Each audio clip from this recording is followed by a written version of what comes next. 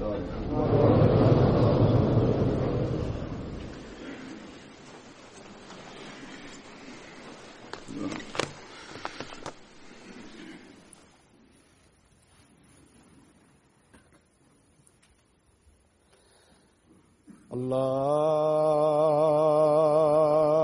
أكبر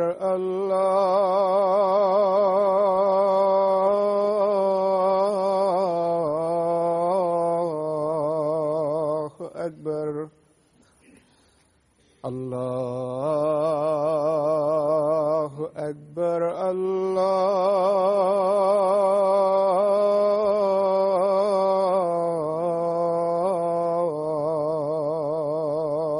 أكبر.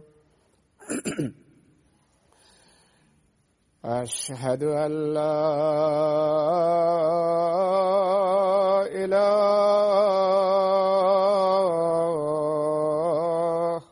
إلا الله.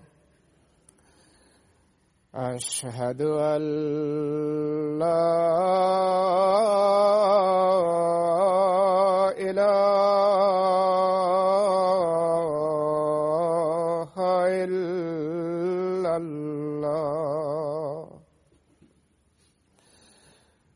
أشهد أن محمدًا رسول الله.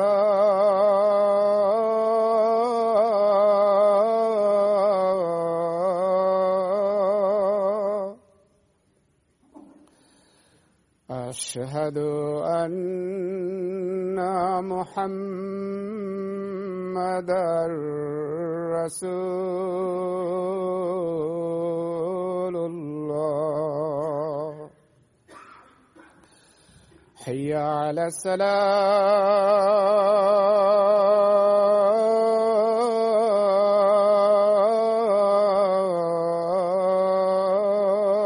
الصلاة.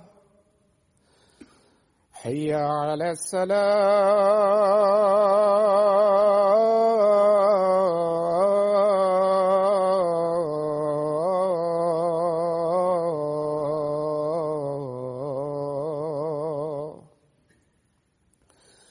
حي على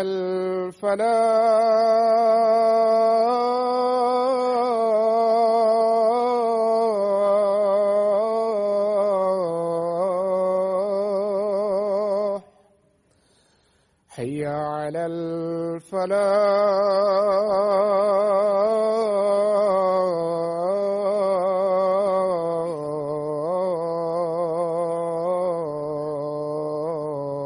الفلاح. الله أكبر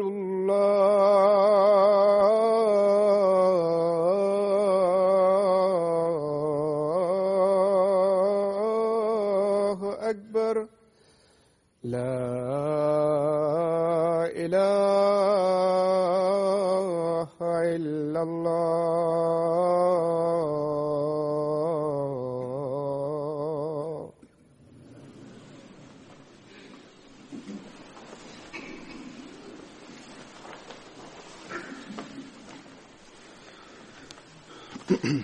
السلام عليكم ورحمة الله.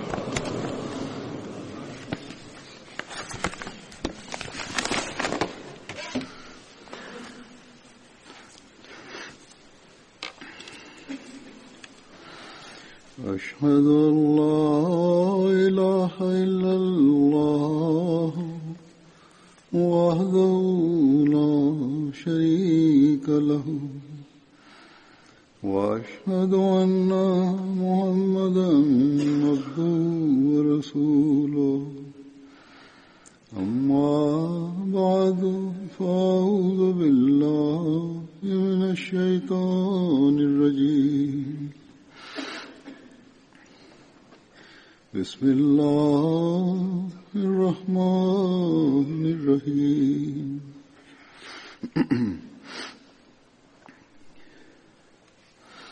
الحمد لله رب العالمين الرحمن الرحيم مالك يوم الدين.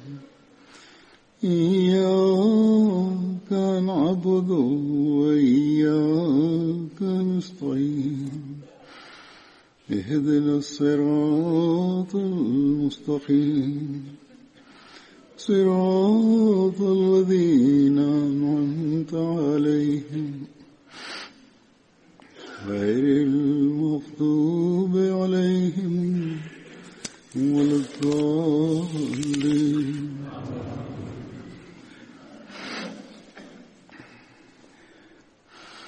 مثل الذين ينفقون أموالهم في سبيل الله كمثل حبة أنبتت 7 سنابل في كل سنبلة 100 حبة والله يضاعف لمن يشاء والله واسع عليم.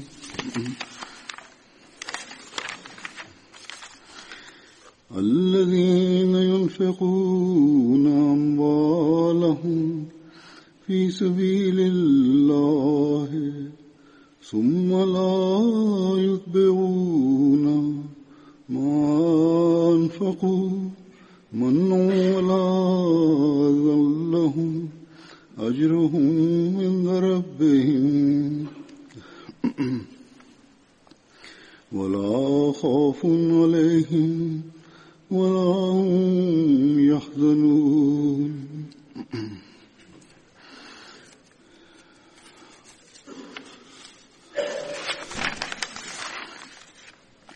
ومثل الذين ينفقون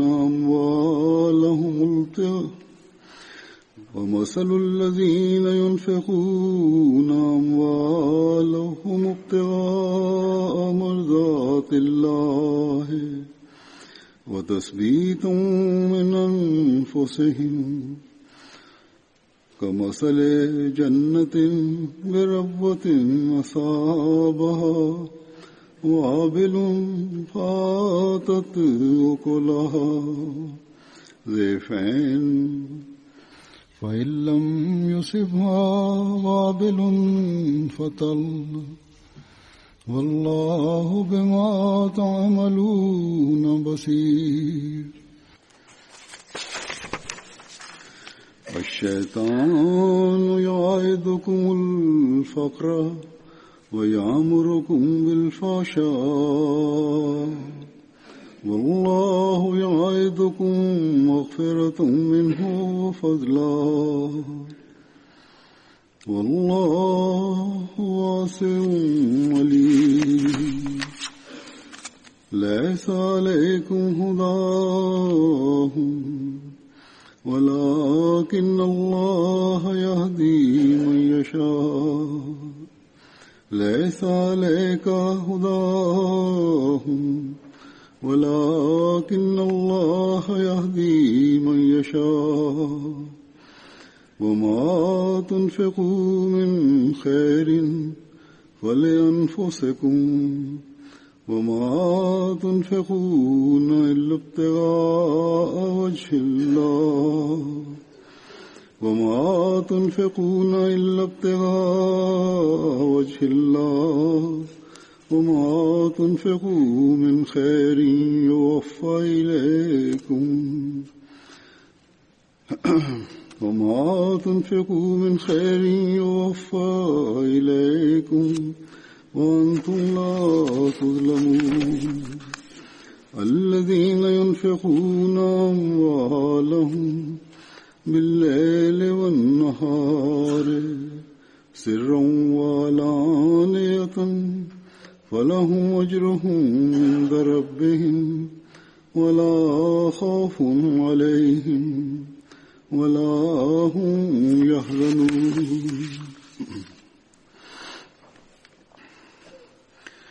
ये आयात जो मैंने तिलावत की हैं Bismillahirrahmanirrahim. Alifa mtukufu ayyadahullah ta'ala ibn Abdul Aziz anasema aya hizi nilizosoma ni kutoka katika sura Al-Baqara. Ndani ya aya hizi Mungu ametukumbusha kuhusu kutoa mali,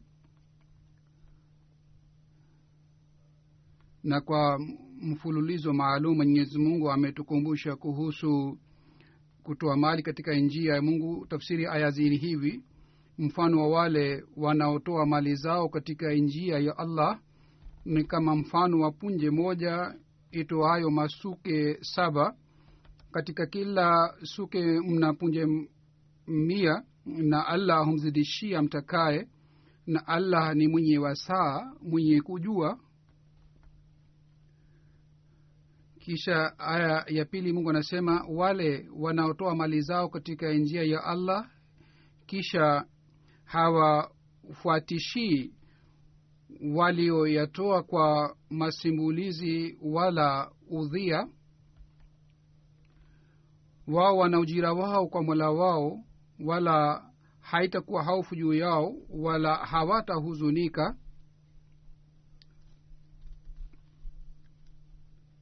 Kisha Mungu anasema na mfano wa wale wanaotoa mali zao kwa kuitafuta radhi ya Allah na kujiimarisha wenyewe ni kama mfano wa bustani iliyo mahali pa juu, ikaifikia mvua kubwa na ikaleta matunda yake maradufu, na kama haifikiwi na mvua kubwa basi hata umande huitoshea, na Allah anayaona mnayoyatenda. Kisha katika aya nyingine Mwenyezi Mungu anasema kwamba shetani anawagofisheni ufukara na anawamuruni kutenda maovu, na Allah anawaahidini msamaha utokao kwake na ukarimu, na Allah ni mwenye wasaa, mwenye kujua. Kisha Mwenyezi Mungu anasema si juu yako kumwongoza, lakini Allah humwongoza amtakaye, na mali yoyote mwitwayo ni kwa faida ya nafsi zenu, wala hamtoi ila kwa kutafuta radhi ya Allah, na mali yoyote mtakayotoa mtarudishiwa sawasawa, wala hamtapunjwa. Kisha Allah anasema wale watu wao mali zao usiku na mchana kwa siri na dhahiri, basi wana ujira wao kwa Mola wao, wala haitakuwa hofu juu yao, wala hawatahuzunika. Hazur anasema Sayyidina alayhi salatu wasalam kwa kueleza mada hii ya kutoa mali anasema, mimi nasihi mara kwa mara kwamba mtoe mali yenu katika njia ya Allah, kwa sababu hii ni amri ya Allah. Islam inashambuliwa na dini zingine, wao wanataka kuangamiza Islam kabisa. Hali hii inapopatikana katika hali hii, je, kwa ajili ya maendeleo ya Islam sisi hatuchukue hatua yoyote? Mwenyezi Mungu kwa ajili ya kufanya kazi hii alianzisha silsila hii Jumuiya Ahmadiyya.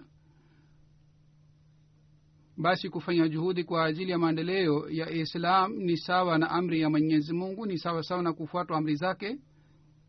Ahadi zote Mungu alitoa, alisema yeyote atakayetoa kwa ajili ya Mwenyezi Mungu, alisema yeye atamzidishia, na yeye atapata ujira mwema katika dunia hii, na baada ya kufa kwake bila shaka yeye atapata ujira wa akhira.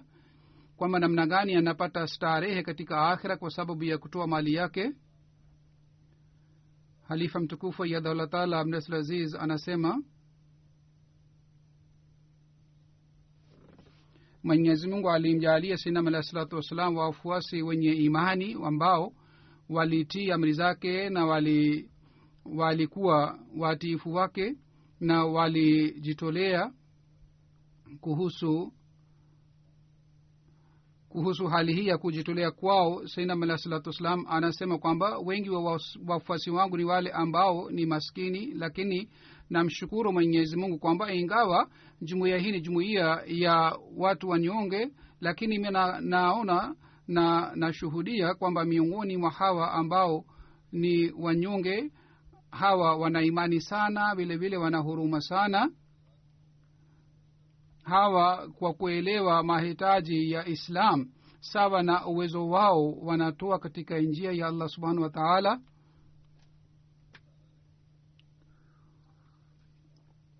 Hazur anasema kwamba Mwenyezi Mungu aliwajalia wafuasi wa Sayyidina Muhammad sallallahu alaihi wasallam katika maisha yake, lakini si hii kwamba aliwajalia kwamba walitoa katika maisha ya Sayyidina Muhammad sallallahu alaihi wasallam, bali hata baada ya kufariki kwake, baada ya kuaga kwake dunia, wafuasi wake wanaendelea kutoa.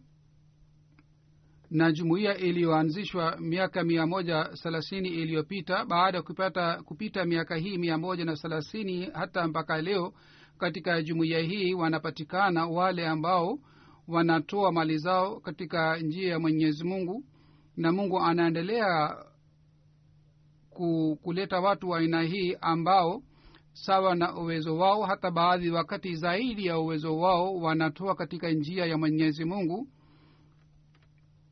na wao wanapata baraka kutoka katika ahadi zilizoelezwa na Mwenyezi Mungu ndani ya Qur'ani tukufu.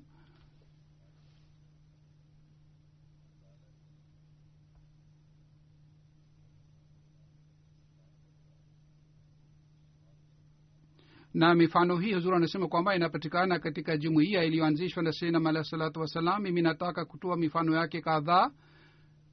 Matukio haya nitakayoeleza, matukio haya ni kutoka katika wanajumuiya wanapatikana katika nchi mbalimbali za dunia.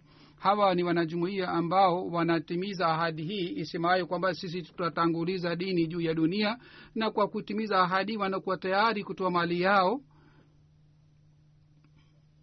Katika tukio la kwanza kutoka Cameroon, mwalimu wa pale anaandika, sisi tulipokwenda katika jumuiya ya Martha kwa ajili ya kuwakumbusha wanajumuiya kuhusu mchango wa Tahrika Jadid, Bana Saham Osman ambaye ni chifu wa kijiji kile akakusanya wanakijiji na akasema, mwalimu wa jumuiya amekuja kwa ajili ya kukusanya mchango wa Tahrika Jadid, kwa hiyo naomba wote washiriki katika mchango wa Tahrika Jadid.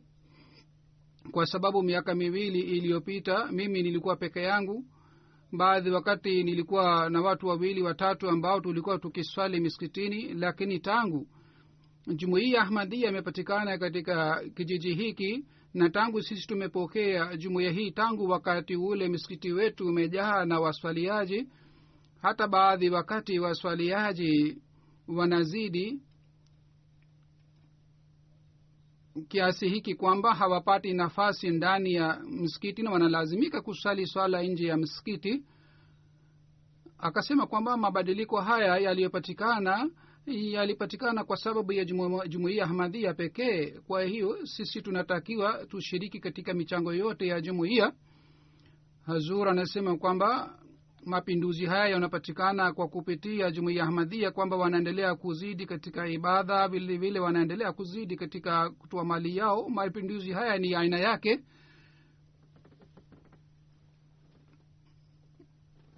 Mapinduzi haya yanawakumbusha wanajumuiya wa zamani kwamba wao kwa sababu wanakuwa dhaifu katika ibada, na ingawa wanaishi katika maisha ya starehe, bado hawatoi michango ipasavyo.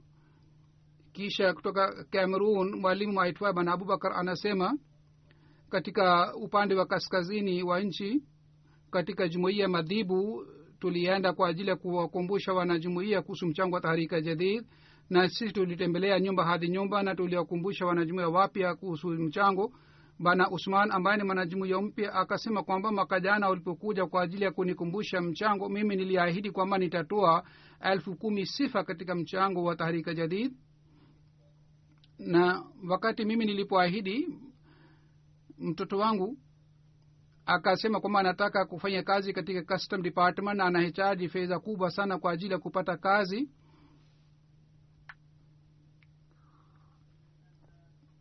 Hazur anasema kule pia sawa na nchi zingine, kwa ajili ya kupata kibarua watu wanalazimika kutoa chochote. Na mimi anasema nikamwambia mtoto wangu kwamba mimi ni maskini, mimi siwezi kupatia fedha kiasi hiki, mimi nina franc 10,000 sifa, na mimi niliahidi nitatoa mchango wa Tahrika Jadid. Kwa hiyo wewe uende na utoe interview ya kazi, Mungu atakusaidia. mimi siwezi kukusaidia na fedha. Bana Usman Sahab akasema mimi nikatoa ile fedha katika mchango wa Tahrika Jadid. Baada ya siku kadhaa mtoto wangu akanipigia simu na akasema mimi nimefaulu katika interview na hivi karibuni mimi nitapata kibarua, nitapata kazi. Hazur anasema Mungu alibadilisha mioyo ya wale maofisa, kwamba wale waliotoa rushwa hawakupata kazi, lakini mtoto wa huyu bana akapata kazi kwa sababu ya kuna nia halisi na kwa sababu ya kujitolea katika njia ya Mwenyezi Mungu. Kisha Amir Saheb kutoka nchi ya Gambia anaandika, katika district ya Nyami tulifanya kikao cha wanajumuiya wapya, na wanajumuiya wapya waliambiwa kwamba halifa mtukufu anataka kwamba wanajumuiya wapya washiriki katika mpango wa Tahrika Jadid. Kwa kusikia hii wanajumuiya wote walikuwa pale wakatoa mchango wa Tahrika Jadid. Mwanamke mmoja alikuwa pale, yeye akasema yeye wakati wa kikao alitoa dalasi 20 kwa sababu wakati yule alikuwa na dalasi 20 tu, na yeye aliweka fedha hii kwa ajili ya kupata msaada wakati wa shida, kwa ajili ya kununua vitu wakati wa shida. Yeye alipofika nyumbani kwake mgeni mmoja akampatia dalasi 500 kama ni zawadi. Kesho yake yule mwanamke tena akaja msikitini na akatoa tena dalasi 50 na akasema kwamba hii zawadi mimi nimepata kwa baraka ya mchango tu. Hazur anasema kwamba angalieni Mwenyezi Mungu anaporudisha basi kwa sababu ya hii imani yao inazidi, ingawa yule mama hakutoa mchango kwa nia hii kwamba Mungu atamrudishia, wala yeye alikuwa hana nia kwamba mara moja atapata ujira wake, lakini Mungu ni yule ambaye anawarudishia waja wake. Kisha kutoka Benin mkoa wa Boikoe, mwalimu kutoka kule anaandika, Secretary Mahal, katibu wa fedha wa jumuiya hii, alikuwa akifanya kazi kwa kutumia pikipiki ya tairi 3. Pikipiki yake iliibwa, na Hazur anasema katika Afrika kama kitu kinapoiba basi si rahisi kupata kile kitu. Watu walipokuwa wakimjia na walikuwa wakisema kwamba tunasikitika kwamba umeibiwa pikipiki yako, lakini angalieni yeye alikuwa anamtegemea Mwenyezi Mungu kiasi gani. Yeye akasema kwamba mimi ni mtu maskini mnyonge, kwa kutumia pikipiki hii nilikuwa nawalisha watoto wangu na vile vile nilikuwa nikitoa mchango. Ikiwa kuna mtu mwingine ambaye anahitaji pikipiki ile zaidi ya mimi, labda Mungu amefanya mpango kwa muda maalum, kwa muda mfupi, ili yeye apate mapato kiasi fulani, kisha yeye atanirudishia. Kwa kusikia maneno yake watu walikuwa wakifikiria kwamba huyu amehuzunika sana kwa sababu ya kuibiwa pikipiki, ndio maana anasema maneno ya aina hii. Lakini yeye kwa ajili ya kufuata sheria ya nchi akapeleka taarifa huko kwenye polisi na mwenyewe akakaa huko nyumbani. Anasema wiki 2 tu iliyopita jirani yake ambaye alikuwa anaendesha pikipiki pia, yeye akampigia simu Bana Ghanio Saheb na akasema mimi nimeona pikipiki yako sehemu fulani, lakini rangi yake imebadilishwa. Kwa hiyo polisi ikafahamishwa. Polisi ikasema kwamba muje na karatasi ya police station. Walipofanya utafiti, yule mtu ambaye alikuwa anaendesha pikipiki yake, karatasi yake usajili wake ulikuwa ya kibandia. Kwa hivyo yeye aliambiwa kwamba yeye arudishe pikipiki yake katika hali yake ya zamani na amrudishie yule bana pikipiki yake. Hivi yule bana akapata pikipiki yake. Yeye baada ya kupata pikipiki yake akaja Mission House na akaeleza tukio yote, na baada ya kueleza tukio hili akasema kwamba bado mimi nadaiwa mchango wa Tahrika Jadid. Sasa mimi natoka kwa ajili ya kutafuta kibarua. Mimi nikipata faida yoyote na ahidi nitatoa katika mchango wa Tahrika Jadid. Kwa sababu ya baraka ya mchango wa Tahrika Jadid mimi nimepata pikipiki yangu. Katika wiki moja alikusanya sifa 12,000 na ile yote alikusanya akatoa katika mchango wa Tahrika Jadid. Hazur anasema kwamba huu ndio ni mfano mzuri wa kumtegemea Mwenyezi Mungu. Hazur anasema kutoka India, Inspector Tahrika Jadid bana Shahab sahib anaandika, katika jumuiya Ahmadiyya Chintagunta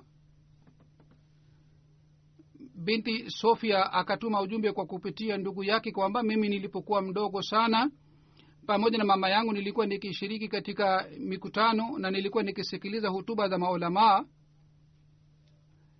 Wakati ya Muslim Maud radhiyallahu ta'ala anhu alipoanzisha mchango wa Tahrika Jadid na alisema wanajumuiya watoe mchango, kina mama wengi walitoa dhahabu yao, na mimi nilipokuwa nikisikia tukio hili nilikuwa nikipata hamu, mimi lao ningekuwa na dhahabu, mimi pia ningetoa katika mchango wa Tahrika Jadid, lakini kwa sababu ya kuwa hali ya maskini nilikuwa siwezi kufanya hivi.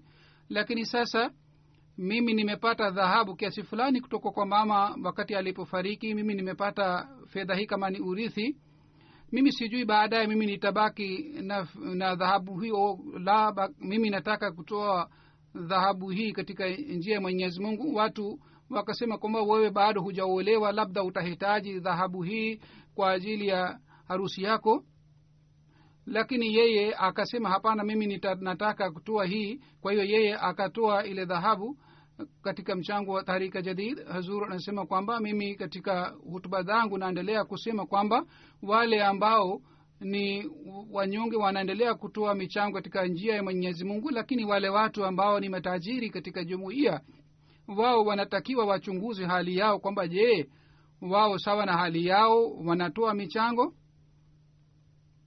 Je, wanatoa sawa na amri ya Mwenyezi Mungu? Je, wanatoa sawa na kiwango kilichowekwa na Mwenyezi Mungu? Hazur anasema kutoka katika India, Sekretari Tahrika Jadid kutoka mkoa wa Karnataka anaandika, mtu mmoja alikuwa anadaiwa mchango wa Tahrika Jadid 2500. Akakumbushwa kwamba siku kadhaa imebaki katika mwaka wa Tahrika Jadid. Akasema kwamba tangu miezi mitatu iliyopita, kwa sababu ya mvua, mimi sikupata kibarua na mimi sipati njia nyingine yoyote ya mapato. Anasema mimi nikamwambia, wewe unuie kwamba utatoa mchango na uendelee kufanyia maombi, Mungu atakusaidia.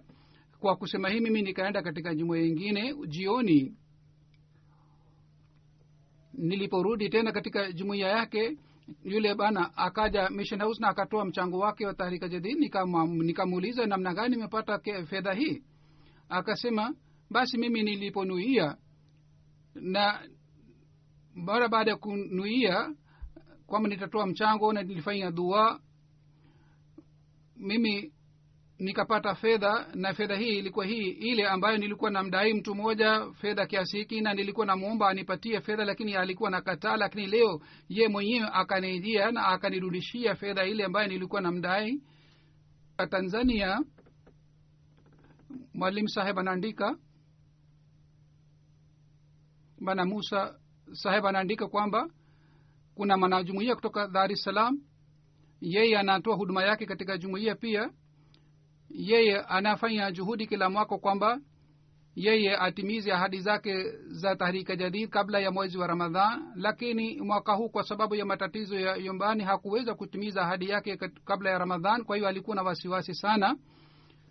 Kwa hiyo yeye akafanya dua kwamba Mwenyezi Mungu anipatie nafasi ya kutimiza ahadi yangu ya kutoa mchango wa Tahrika Jadid. Anasema siku ya Idi, anasema watu wengine wanapewa zawadi ya Idi kutoka kwa Idi. Kwa hiyo yeye alipopewa zawadi ya Idi, na yeye alikuwa anategemea atapata zawadi ya Idi, na alikuwa nafikiria kwamba akipata zawadi ya Idi atatoa mchango badala ya kutumia fedha hii juu yake.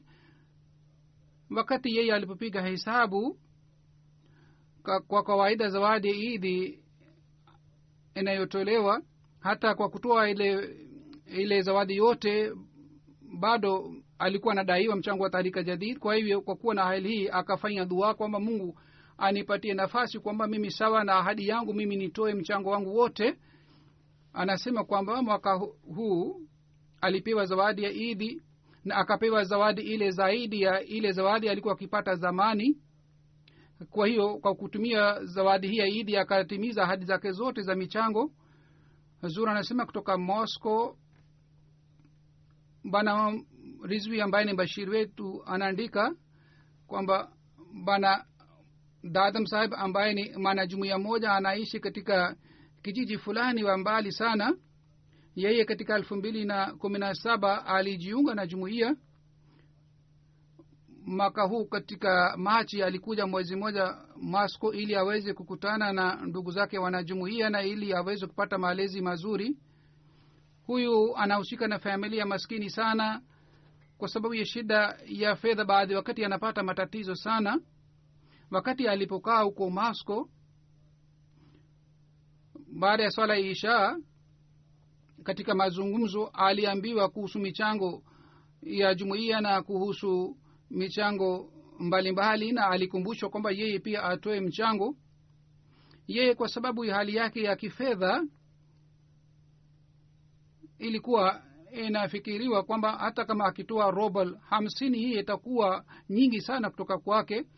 Lakini kesho yake baada ya swala ya alfajiri kwa ajili ya tarika jadid na wakfa jadid akatoa rubel 2000 na akasema kwamba tafadhalini pokeeni mchango huu kutoka kwangu. Na pamoja na hii aliendelea kusikitika kwamba kwa nini mimi sikutoa mchango huu kabla, na kwa nini mimi nimechelewa, na tangu mwaka moja imepita nimejiunga na jumuiya sikutoa mchango.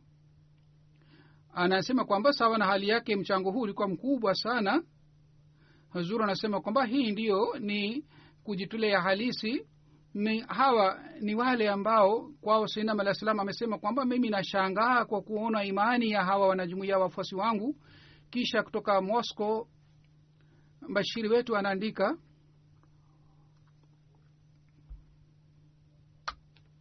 kuna wanajumuiya kutoka Moscow. Yeye katika mji wa Moscow aliendelea kufanya kazi katika idara mbalimbali. Mahali ambapo anafanya kazi siku hizi kuhusu ile idara, amesema wakati nilipotoa interview kwa ajili ya kazi, watajiri walisema kwamba sisi hatuongezi mshahara, kwa hiyo ukipangiwa mshahara utaendelea kupata mshahara ule ule. Ikiwa unaona kwamba hii ni sawa, basi ufanye kazi, pengine usifanye kazi katika kampuni yetu. Akasema mimi nikakubali kazi ile. Baada ya muda fupi anasema kwamba yeye alikumbushwa kuhusu tahrika jadid na wakfa jadid. Anasema mimi nikaanza kutoa mchango katika tahrika jadid na wakfa jadid. Baada ya siku kadhaa uongozi wa idara ile ile ukaniita, na bila kueleza sababu yoyote wakaongeza mshahara wangu, na wakaongeza mshahara wangu rubel 1500 bila kuniambia. Na baada ya muda mfupi tena wakaniambia, na tena wakaongeza mshahara 2000. Akasema mimi nikawa na yakini kabisa kwamba nyongeza hii ni kwa sababu ya kutoa mchango katika njia ya Mwenyezi Mungu. Pengine upande wa dunia au sawa na hali ya kidunia kulikuwa hakuna sababu ya kuongeza mshahara. Anasema mimi napojaribu kumwambia mtu ambaye si mwanajumuiya, yeye haelewi vizuri kwamba kwa nini mshahara wangu umeongezeka. Lakini yule aliyempokea Sayyidina Alayhi Salam, yeye anaweza kuelewa mara moja kwamba Mwenyezi Mungu kwa fadhila zake, kwa baraka zake, bila kuwa na mpango wote wa dunia, Mungu akanipatia baraka hii. Mbashiri kutoka mkoa wa Alada wa Benin anaandika kwamba jumuiya moja ya Fanji ambapo msikiti wa jumuiya imeshajengwa, Sadr Saheb mwenyekiti wa pale anafanya kazi, na yeye alikumbushwa kustaarika jadid na akaahidi atatoa mchango zaidi. Lakini akasema kwa sababu ya kutokuwa na kibarua, hali yangu ya kifedha si nzuri. Mwenyekiti akasema mimi nataka kutoa 10,000 franc mchango, kwa hiyo mkate risiti yake. Baada ya kutoa mchango huu, anasema Mungu akaleta baraka zake, na anasema akapata kazi nyingi na akapata nafasi kutoa mchango zaidi.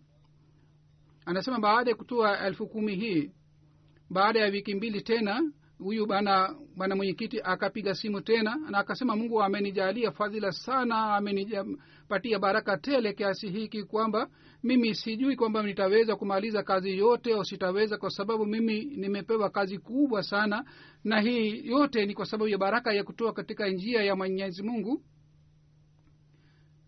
Hazur anasema kwamba hapa sawa na ahadi ya Mwenyezi Mungu, yeye anazidishia maradufu kutoka mali mwalimu anaandika kwamba mwanamke mmoja ambaye ni kipofu akatuma mchango na akatuma ujumbe kwamba kila mwezi ataendelea kutuma mchango wake Mission House. Alipoulizwa sababu yake ni nini,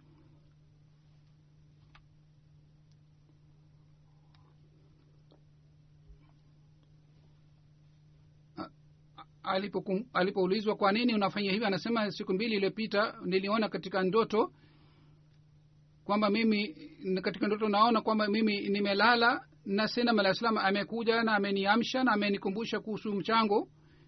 Kwa hiyo katika ndoto mimi naenda msikitini na kule natoa sifa 5,000 na baada ya ndoto hii mimi nikaamka. Kutoka Burkina Faso, Bana Mubarak Munir Saheb ambaye ni mbashiri anaandika, katika jumuiya ya Pigo Alhaj Ibrahim Saheb tangu muda fulani watoto wake wawili walikuwa wagonjwa, walipewa matibabu lakini walikuwa hawaponi. Mwalimu wetu siku moja akamkumbusha kuhusu mchango. Yeye sawa na uwezo wake akatoa mchango na akafanya dua, Mola wangu upokee mchango wangu na tafadhali uwaponye watoto wangu. Anasema baada ya siku kadhaa Mwenyezi Mungu ataleta fadhila zake na Mungu akaanza kuboresha hali ya watoto wake. Mtoto wake mmoja akapona kabisa na mtoto mwingine pia hali yake ikaboreka, na yeye anasema kwamba anayakini kwamba hali ya watoto wake imekuwa nzuri kwa sababu ya kutoa mchango. Kutoka Burkina Faso katika mji wa Bogo, Secretary Wasiat anasema nilikuwa nikitoa mchango kila mwezi, lakini baadhi wakati nilikuwa nikikosea mchango Tahrika Jadid na Wakfe Jadid. Siku moja anasema aliposikiliza hutuba yangu, baada ya kusikiliza hutuba akapata wazo moyoni mwangu wake kwamba ni vizuri mimi nitoe mchango wangu kabla ya mwisho wa mwaka. Kwa hiyo baada ya kutoa mchango katika ndoto akaona kwamba mtu mmoja amekuja amevaa mavazi meupe na ananipatia ufunguo. Mimi sikuelewa maana yake ni nini, lakini si baada siku kadhaa ndugu yake akanitumia ujumbe kwamba ufanye maandalizi kwenda kuhiji, mimi nitakupatia matumizi yote. Kwa hiyo kwa sababu ya kutoa mali Mwenyezi Mungu alinijalia nafasi ya kufanya haji. Secretary Tahrika Jadid kutoka Germany anasema kwamba mwanajumuiya mmoja aliongeza 900 euro, na anasema siku ambayo niliongeza mchango wangu, kesho yangu mimi nilipokwenda katika kampuni, mtajiri akasema mimi nimeongeza mshahara wako 100 euro, na alipopiga hesabu mpaka February nyongeza ilikuwa euro 900. Anasema mimi nilikuwa na hakika kwamba Mungu atafanya mpango wa mchango wangu, lakini ilikuwa sijui kwamba Mungu atanipatia katika masaa 24 na atafanya mpango hivi. Tahrika Jadid kutoka Germany anaandika, mtu mmoja kwa sababu ya kesi ya Salim yake alikuwa na matatizo sana, alikumbushwa kuhusu mchango na alikumbushwa atoe mchango wa Tahrika Jadid. Baada ya siku kadhaa yule bana akakutana nami na akasema, wewe ulinikumbusha kuhusu mchango wa Tahrika Jadid, mimi niliahidi nitatoa euro 100. Wakati ule nilikuwa na euro 20 tu mfukoni mwangu, kwa hiyo nikatoa 20 euro ile nilikuwa ninayo na nikaenda nyumbani. Nilipofika nyumbani na mahali ambapo nilikuwa nikifanya kazi, kutoka kule nikapigiwa simu kwamba kuna hesabu yako kiasi fulani, uje na uchukue fedha. Nilikuwa nafikiria nitapata labda euro 500, 300, 400, lakini yoyote nilipata kule sikuhesabu, bali nikaweka mfukoni mwangu. Na kwanza kabisa nikaja na nikatoa 80 euro ya Tahrika Jadid, na baadaye nilipopiga hesabu nikajua kwamba mimi nilipata euro 1000 kutoka katika ile kampuni. Anasema mimi niliahidi kwamba nitatoa euro 100 na Mungu akanizidishia mara 10. Na zamani nilikuwa nikisikia matukio ya aina hii na nilikuwa nikifikiria kwamba je, Mungu anafanya hivi? Je, Mungu anawatendea waja wake hivi? Lakini sasa mimi mwenyewe nimejizoesha na mimi nimeona katika maisha yangu kwamba anafanya hivi. Kutoka Ivory Coast Mbashiri anaandika, kule kuhusu mchango wa Tahrika Jadid, tulienda sehemu fulani na jumuiya ile ni jumuiya ya wanajumuiya wapya. Mwaka moja iliyopita hawa watu walijiunga na jumuiya. Katika kijiji kile wanajumuiya walikumbushwa kuhusu mchango wa Tahrika Jadid na malengo yake yalielezwa, na waliambiwa kwamba halifa mtukufu amesema kwamba wanajumuiya wote washiriki katika mchango wa Tahrika Jadid. Anasema kesho yake baada ya swala ya alfajiri wanajumuiya sawa na uwezo wao wakaanza kutoa mchango. Bana moja alikuwa pale akatoa mchango, na akatoa mchango kwa niaba ya familia yake pia. Baadaye mtoto wake umri wake ni miaka 6 akaleta sifa fulani kutoka baba yake na akasema kwamba huu ni mchango wangu. Mimi nikafurahi sana kwa kuona hali ya mtoto kwamba katika utoto wake yeye anapenda sana kutoa mali katika njia ya Mwenyezi Mungu. Hazur anasema Mwenyezi Mungu apokee mchango hawa wanajumuiya wote na Mungu awajalie baraka zake. Sayyidina alayhi salatu wasalam ameandika sehemu moja,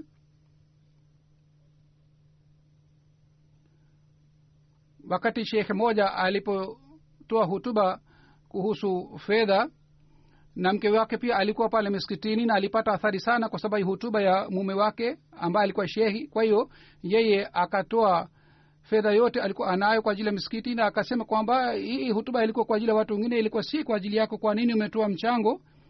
Kwa nini umetoa fedha yako? Hazur anasema hapa ni jumuiya ya Sayyidina alayhi salatu wasalam ambamo wanajumuiya wenyewe na watoto wao pia wanatoa michango. Kuna mfano kutoka Indonesia, mwanamke mmoja kutoka kule anaandika, aitwaye Bana Sufi, anaandika 2014 nimejiunga na jumuiya, na zamani nilikuwa Mkristo, na baada ya kujiunga na jumuiya nilipata upinzani sana kutoka kwa familia yangu. Nilitukanwa na nilifedheheshwa na nilisumbuliwa, na watu walikuwa wakifikiria kwamba mimi si mtu wa familia yao. Lakini mimi nilipata mapenzi sana kutoka katika jumuiya, na baada ya muda mfupi mume yangu akapata ajali ya gari na mguu wake mmoja ukavunjika. Anasema mimi nilikuwa mjamzito wakati ule, na wakati ule mwaka mpya wa Tahrika Jadid ulikuwa unaanza. Mimi nikamuuliza mume wangu ahadi ni kiasi gani. Akasema kwamba useme 500 Indonesian rupia 500. Hazur anasema kwamba fedha hii ni kubwa sana kwa ajili ya wenyeji wa Indonesia, na mwakani nitapata kibarua. Yule mwanamke anasema mimi nilishangaa sana kwa kusikia maneno haya, na kwa sababu mguu wake ulivunjika nilikuwa nafikiria namna gani watapata kibarua katika hali hii. Anasema sawa na amri ya mume wangu nikaandikisha ahadi yangu. Kwa hiyo ilikuwa karibu kuisha mwaka wa Tahrika Jadid, nikapata wasiwasi sana kwa sababu mume wangu alikuwa hajapata kazi. Namna gani nitatoa mchango wangu katika hali hii? Nikafanya dua, basi Mungu akaonyesha kudra yake.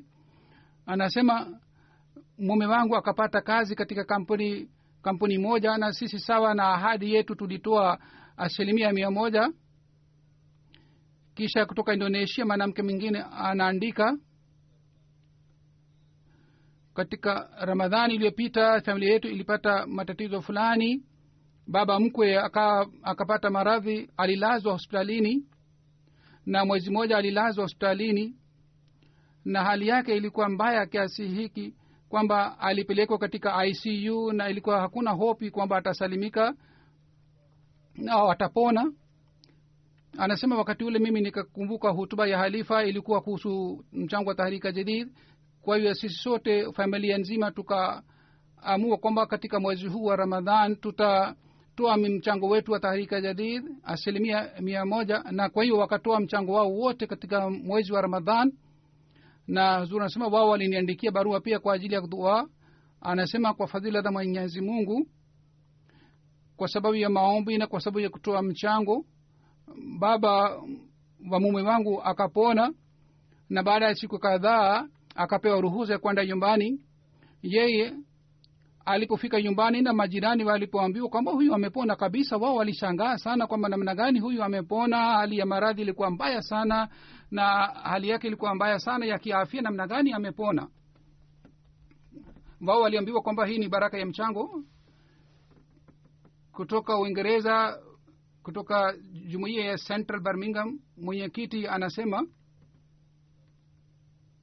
sisi tulikuwa nyuma 1500 katika lengo letu, target yetu, na masaa kadhaa ilibaki katika kufunga mwaka wa Tarika Jadid. Mtu mmoja alikumbushwa ambaye alikuwa ameshawahi kutoa 2400, akasema yeye atatoa 1500. Wakati ule yule bana alikuwa nje ya nchi, lakini yeye akatoa mchango wake. Anasema siku ambamo aliahidi atatoa 1500, kesho yake kutoka tax department alirudishiwa pound 6000, na hapa pia Huzur anasema Mwenyezi Mungu alimzidishia.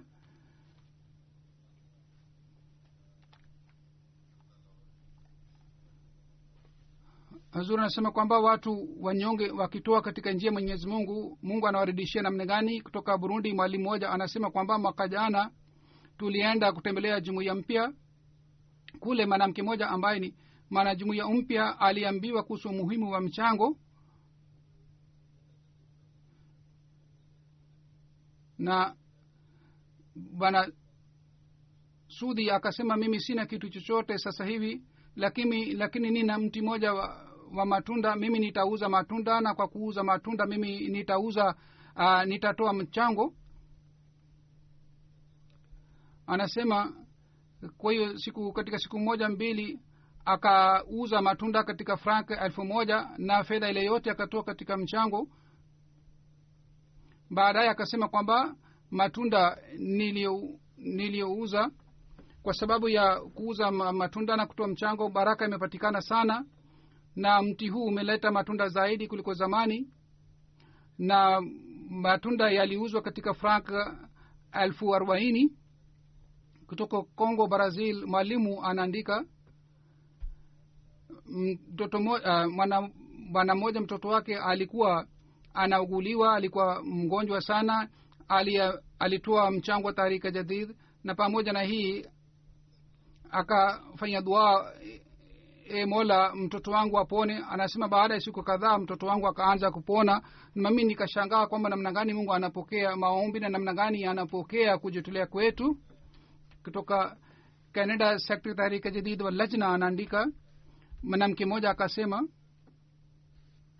mume wake aliahidi atatoa $1000, lakini alikuwa hana kazi, kwa hiyo hakuweza kutoa mchango, na wiki moja ilibaki katika mwaka wa Tarika Jadid. Secretary Samal alienda kuchukua mchango, mume wake akaenda chumbani na akasema mimi sina kitu chochote, nifanye nini? Kwa kusikia hii, yule mwanamke akasema sisi hatutaki katibu wa fedha aende bila mchango. Kwa hiyo mara moja akatoa $1000. Anasema kwa baraka ya mchango, wiki ile ile mume wake akapata kazi na mshahara wake ilikuwa $7,000 kila mwezi.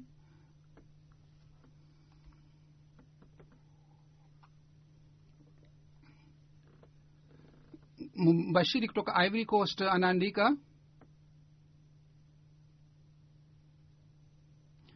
San Pedro kuna mtoto mmoja umri wake ni miaka 14. Baba yake akaeleza, Jumapili mimi nilimwambia mtoto wangu afanye kazi ya nyumbani.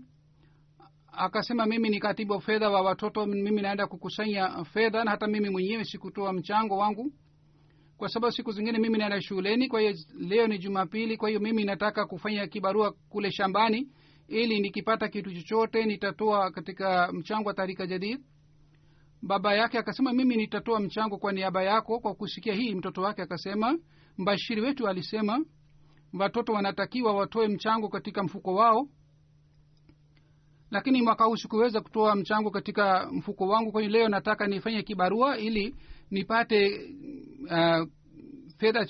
fedha na nitoe mchango. Kwa hiyo akafanya kazi kibarua, na kipato alichokipata akatoa mchango. Huzur anasema hii ndio ni hali ya wanajumuiya wapya ambao wanaendelea kutoa katika njia ya Mwenyezi Mungu.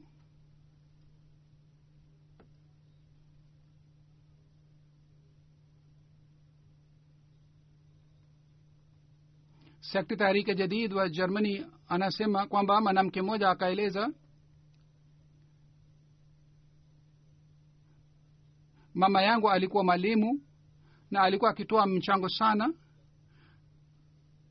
wakati wa Eid watoto walikuwa wakipata mavazi mpya, lakini mama yangu alikuwa akitaka kwamba atoe mchango ili yeye pia jina lake liingizwe katika orodha ya wale ambao majina yao yanapelekwa kwa Huzur. Na wakati wanajumuiya walipokumbushwa kuhusu kwa ajili ya mchango wa msikiti wa Spain, yeye akauza dhahabu yake. Yule mwanamke anasema wakati ule mimi nilikuwa mtoto na mimi nilikuwa nikifikiria kwamba si sahihi kujipatia tabu hivi kwa ajili ya kutoa mchango, lakini mwaka jana nilipokumbushwa kuhusu mchango wa Tahrika Jadid nikasema mimi sitafanya sawa na mama yangu ambaye alikuwa akifanya hivi, alikuwa akitoa kila kitu katika mchango. Kwa hiyo mimi kwa kidhahiri nikatumia akili na nikasema nitatoa euro 35. Anasema ikatokea hivi kwamba baada ya muda mfupi maradhi fulani ikapatikana katika shingo langu na mimi nikapata hofu sana. Madaktari wakasema kwamba upasuaji utafanywa. Wakati ule nilikuwa sipendi mavazi yangu wala dhahabu yangu kwa sababu ya hali yangu ya ugonjwa. Anasema siku moja nilisikia hutuba ya halifa, na katika hutuba ile Hazura alikumbusha kuhusu mchango. Anasema kwa kusikia hutuba ya halifa nikapata wazo moyoni kwamba nitoe dhahabu yangu yote katika Tahrika Jadid. Kwa hiyo mimi nikotoa dhahabu yangu yote katika Tahrika Jadid. Baadaye nikaenda tena kumuona daktari, na daktari akasema kwamba ugonjwa wako si wenye hatari. Basi mimi nikawa na yakini kwamba Mwenyezi Mungu alinipatia adhabu kwa sababu ya kuwa na kibri, lakini mara baada ya kutoa mchango Mungu akanipatia baraka. Mume wangu alipigiwa marufuku kwa sababu ya kazi yake kwamba haruhusiwi kutoa mchango. Kwa hiyo mimi nikafanya dua kwamba Mungu ampatie mume wangu kazi nyingine. Kwa hiyo Mungu akampatia kazi nyingine nzuri, na sasa sisi sote, mimi na mume wangu, tunatoa mchango, tunashiriki katika mpango wa mchango.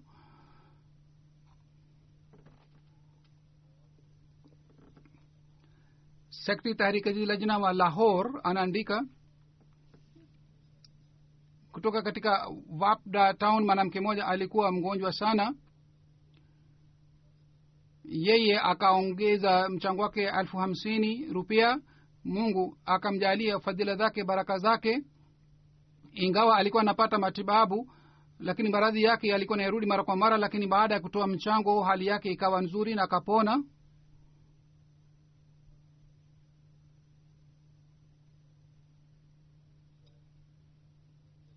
Amir Saheb wa Gambia anaandika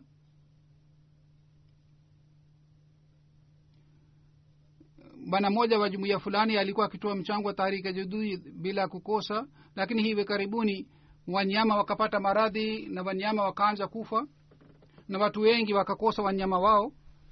Bwana Samia Saheb alikuwa na wanyama, lakini mnyama wake hakufa hata moja. Wana vijiji wakamuuliza, wanyama wako hakufa kwa sababu yake ni nini? Akasema, mimi kila mwaka mimi nauza mnyama moja na natoa mchango, na kwa sababu baraka ya ile Mwenyezi Mungu alisalimisha wanyama na wanyama wangu hawakupata ugonjwa. Kwa kusikia hii wanajumuiya wengine pia wakatoa mchango wao. Wanasema baada ya kutoa mchango wanyama wao wakaanza kupona, ilhali daktari wa wanyama alisema hakuna mnyama hata mmoja ambaye atakayesalimika kwa sababu ya ugonjwa huu. Lakini baada ya siku kadhaa yule daktari alipokuja tena akaangalia tena wanyama na akasema kwamba mmefanya nini, mmewapatia matibabu gani, hawa wanyama wamepona? Anasema aliposema hivi, mwanamke mmoja ambaye ni mzee sana akaleta resiti ya mchango, akasema kwamba hii ndiyo ni njia yetu ya kutibu wanyama wetu. Kwa kuona risiti akashangaa sana na akasema yeye pia atafanya utafiti kuhusu jumuiya Ahmadiyya. Kwa yeye alipewa vitabu vya jumuiya. Hazur anasema kwamba watu hawa wanaishi katika maeneo mbalimbali ya dunia. Angalieni imani yao na ikhlasi yao inaendelea kuimarika kiasi gani. Hii ndiyo ni ikhlasi yao na tawakkul yao juu ya Mwenyezi Mungu kiasi hiki kwamba wengine wanalazimika kufikiria kuhusu Islam Ahmadiyya. Mwenyezi Mungu aendelee kuzidisha imani yao na Mungu aendelee kuwapatia mapenzi yao na upendo wao. Hazur anasema baada ya kueleza matukio haya mimi nataka kueleza taarifa ya mchango wa Tahrika Jadid. Kama ni kawaida kwamba katika mwanzo wa Novemba natangaza mwaka mpya wa Tahrika Jadid. Pamoja na tangazo hili mimi nitaeleza maelezo ya mapato. Mwaka huu ni mwaka wa 85 ambayo itaanza baada ya hutuba hii. Katika mwaka 84 fadhila za Mwenyezi Mungu zilizopatikana, taarifa yake ni hii: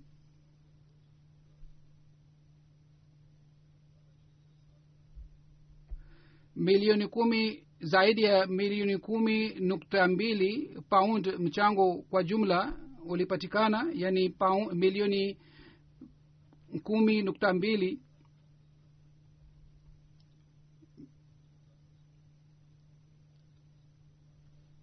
Na mwaka huu 210,000 pauni zaidi kuliko mwaka jana. Ingawa hali ya dunia si nzuri siku hizi, lakini zaidi ya 200,000 ni mchango uliongezeka.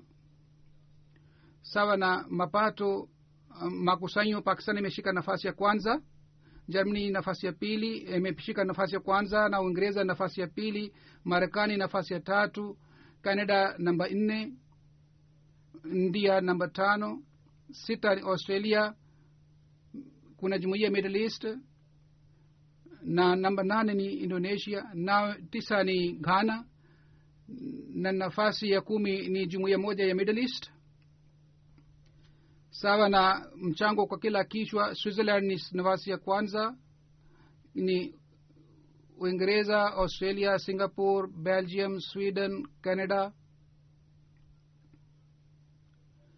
Katika nchi za Afrika jumuiya ni Ghana, Nigeria, Gambia, Tanzania. Idadi ya watoaji wa mchango mwaka huu 17,000 na 17,000 watoaji wapya waliongezeka. Jumla ni watoaji hawa ni 17,000 na 17,000. Niger, Gambia, Benin, Burkina Faso, Ghana, Nigeria, Cameroon, Congo Kinshasa, Liberia, Mauritius, Ivory Coast. Hizi ni nchi ambapo wanajumuiya wengi wameongezeka katika mchango wa Tahrika Jadid. Germany, India, Pakistan, Canada, Amerika na Malaysia ni nchi ambapo watoaji wapya wameongezeka sana. Katika daftar awal, yani watoaji wa zamani ni 5,927, na wilaya 3 ya Pakistan zilizoshika nafasi ya kwanza ni Lahore, ya pili ni Rabwa, na 3 ni Karachi.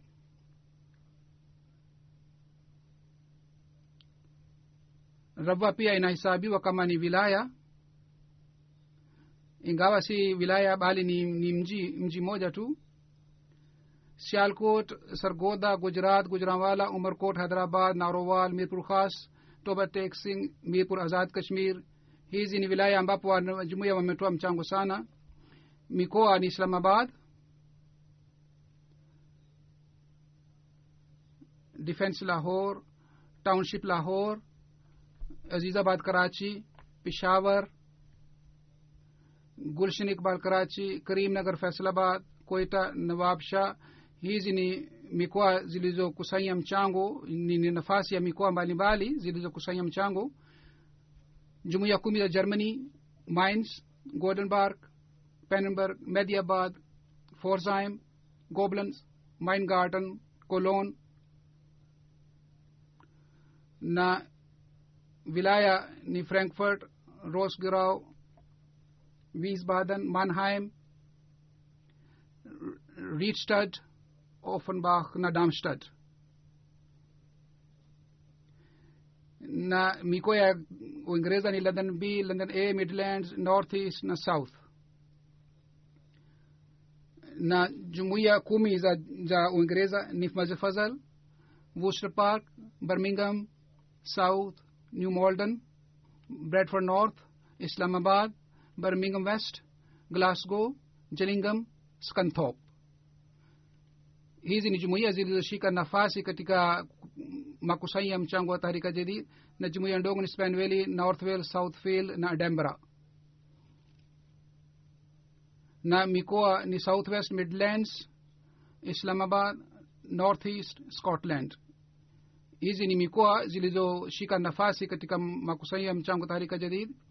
Na jumuiya za Marekani ni ya kwanza ni Washington, Silicon Valley, Seattle, Detroit, Silver Spring, Central Virginia, Georgia, Atlanta, Los Angeles, Central Virginia. Na jumuiya za Canada Brampton, Peace Village, Calgary, Vancouver, Western na Mississauga. Katika jumuiya hizi makusanyo yalipatikana vizuri. Edmonton West, sasa hizi ni jumuiya na hapa kabla nilieleza ni mikoa Bradford na Saskatoon North. Na jumuiya za India 10 ni hizi: Qadian Punjab, Hyderabad, Telangana, Kerala, Chennai, Tamil Nadu, Calicut, Kerala, Bangalore, Karnataka, Kolkata, Bengal, Pengadi, Kerala, Kinanur Town, Karnataka. Hizi ni jumuiya zilizokusanya mchango zaidi. Mikoa ni Kerala, Karnataka, Tamil Nadu, Telangana, Jammu Kashmir, Odisha, Punjab, Bengal, Delhi na Maharashtra. Hizi ni mikoa zilizokusanya mchango zaidi. Na jumuiya za Australia ni hivi: Melbourne, Merwick, Melbourne, Longwarren, Marsden,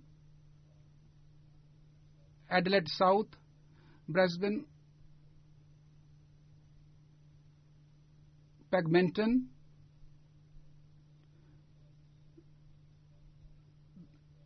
Tasmania, Castle Hill, Marsden Park, Melbourne, Perth, Campbelltown, Parramatta.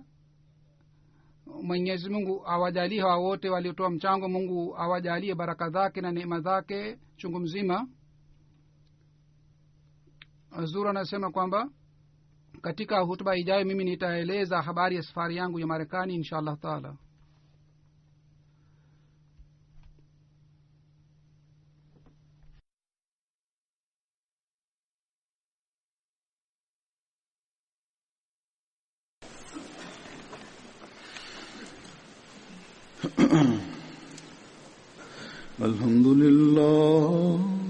الحمد لله نحمده ونستعينه ونستغفره ونؤمن به ونتوكل عليه ونعوذ بالله من شرور أنفسنا ومن سيئات أعمالنا.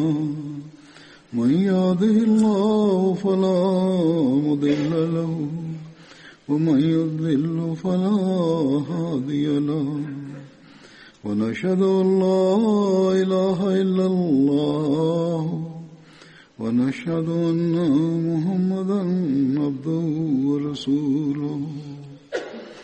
عباد الله رحمكم الله، إن الله يأمر بالعدل والإحسان وإيتاء ذي القربى وينهى عن الفحشاء والمنكر والبغي يعظكم لعلكم تذكرون.